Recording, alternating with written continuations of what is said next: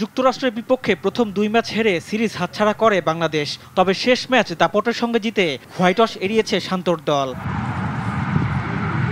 শান্তদের লজ্জাজনক সিরিজ হারে এবার হতাশা প্রকাশ করেছেন সাবেক প্রধান নির্বাচক মিনহাজুল আবেদিন নান্নু। সংক্ষিপ্ত এই ফরম্যাটে বাংলাদেশ অনেকটাই পিছিয়ে বলে মনে করেন তিনি।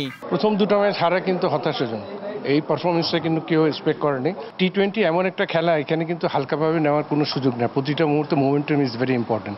ইম্প্যাক্টটা আপনি রাইট জায়গায় করছেন কিনা, দ্যাটস ভেরি ইম্পর্টেন্ট। টি-20 ফরম্যাটে কিন্তু আমাদের যে স্ট্যান্ডার্ড, আমরা কিন্তু এই জায়গায় কিন্তু অনেক পিছিয়ে আছি, এটা কিন্তু মানতে হবে। বিশ্বকাপে বাংলাদেশের গ্রুপে আছে র্যাঙ্কিংয়ের তলানির দল নেদারল্যান্ডস আর নেপাল। তাদের বিপক্ষে সতর্ক থাকার তাগিদ নান্নুর। তার আগে অবশ্য শ্রীলঙ্কা ম্যাচটাকে গুরুত্ব দিচ্ছেন তিনি। এই দুটো দলকে নিয়ে চিন্তা করবেন না আপনি। ফার্স্ট ম্যাচ শ্রীলঙ্কা থেকে শুরু করে প্রতিটা ম্যাচই ভেরি ইম্পর্টেন্ট।